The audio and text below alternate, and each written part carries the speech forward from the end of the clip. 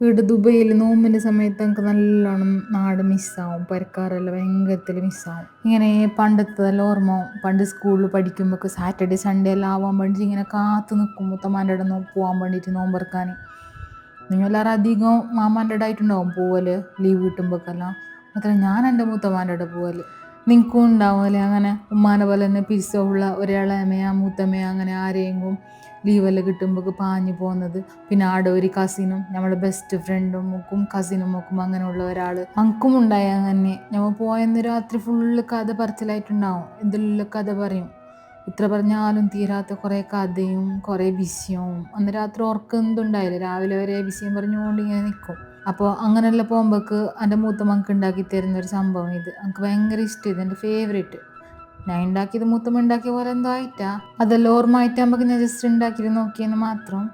എൻ്റെ ഒരു സന്തോഷത്തിന് വേണ്ടിയിട്ട്.